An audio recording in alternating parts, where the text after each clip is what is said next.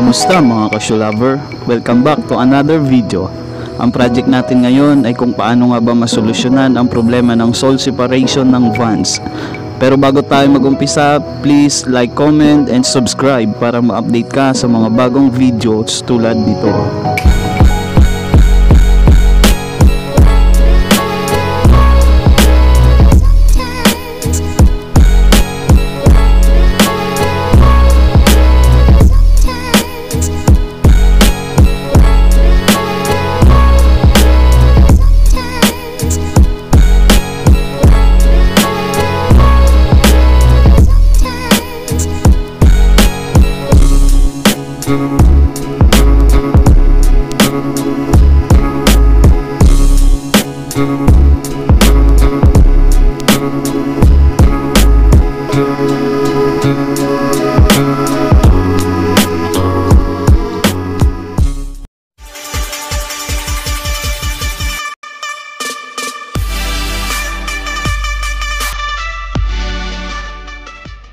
Bago natin umpisahan ang pagriglo, make sure na malinis ang sapatos.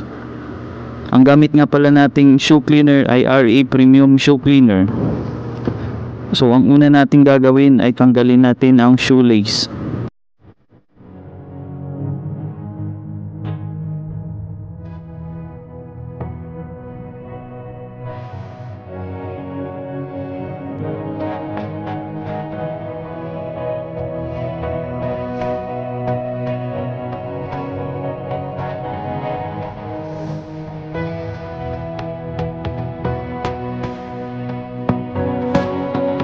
Para sa canvas part ng sapatos, gumamit tayo ng horse brush or yung mas malambot na brush.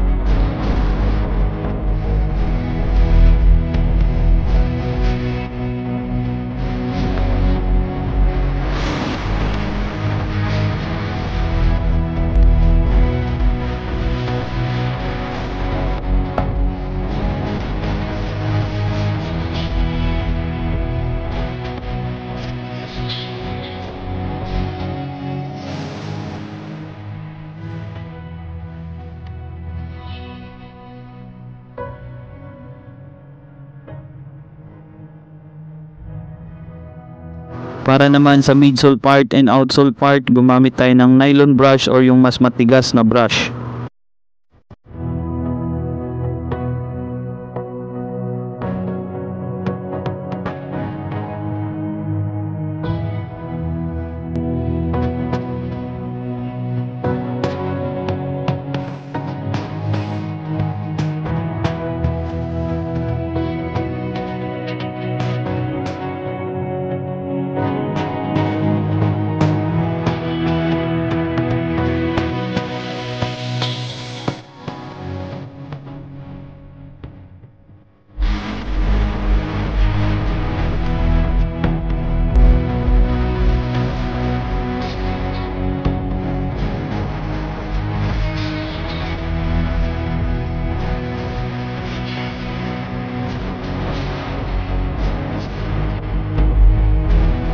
Sa paglinis naman ng shoelace ay kusot-kusutin lang natin para maiwasan ang pagkupas at pagkakaroon ng himulmol.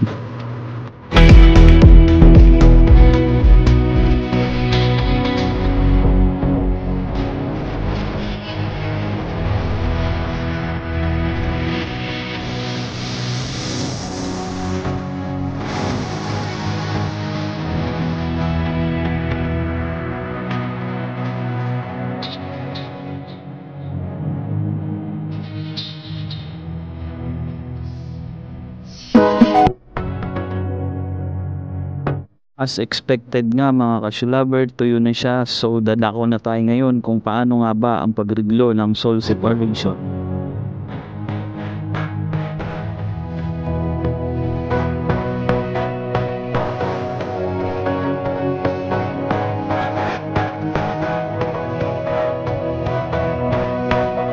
Ito yung mga materials na kailangan natin sa pagreglo. Barge cement, acetone,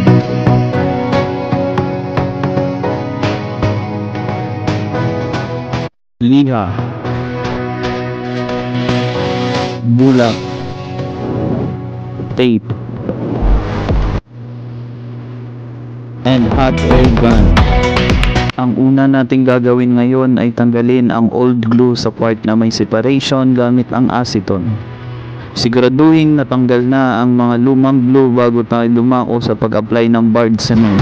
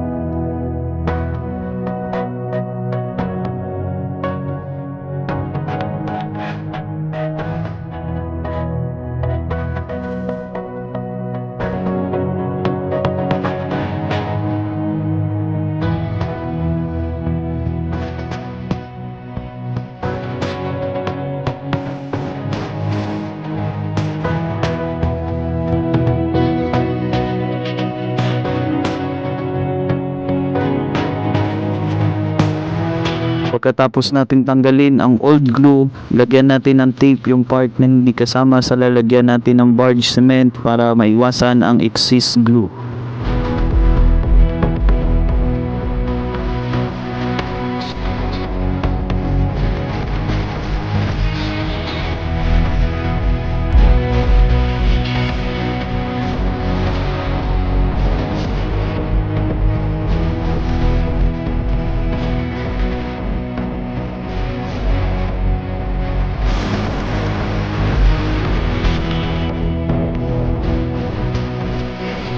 Sa pag-apply naman ng barge cement, siguraduhin lagyan ang both sole face ng sapatos at hayaan nating matuyo ng ilang minuto.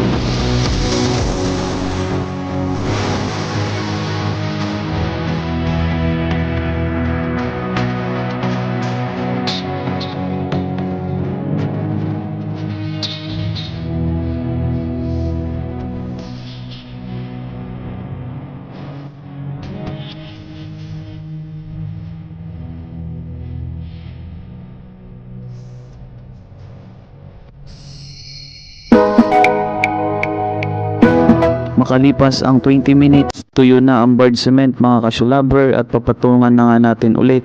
So sa unang application kasi natin ay doon inaabsorb ng canvas ang barge cement. Makalipas ang 20 minutes sa second application natin ay tuyo na ang barge cement. At pwede na nating initin at palambutin gamit ang hot air gun.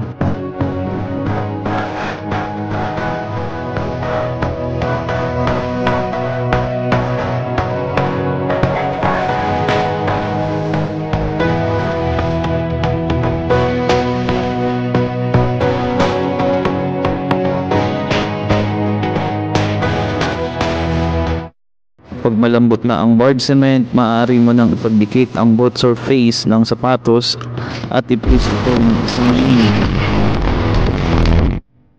Pagkatapos mo ang i-press ng isang minuto, lagyan ng tape pero siguraduhin may suture o papel sa loob ng sapatos para maganda ang pagkalapat ng both surface ng sapatos at hayaang matuyo ng ilang oras.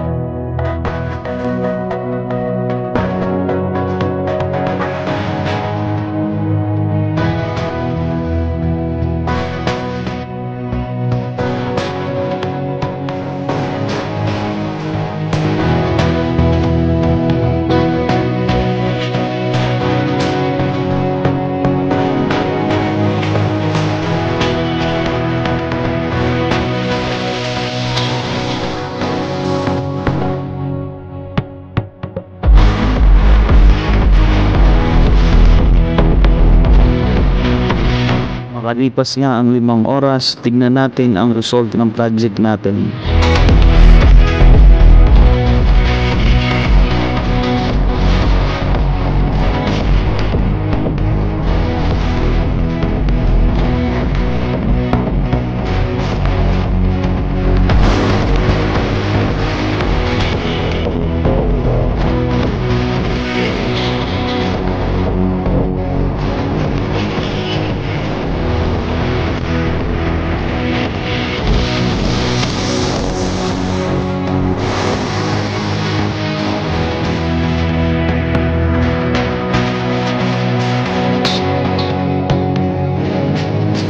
Mga ka-lover, please comment down below kung may napansin kayong pagkukulang ko sa pagtuturo o ibahagi nyo rin ang kaalaman nyo para sa mga ka-lover nating hindi rin sapat ang kaalaman sa pagriglo.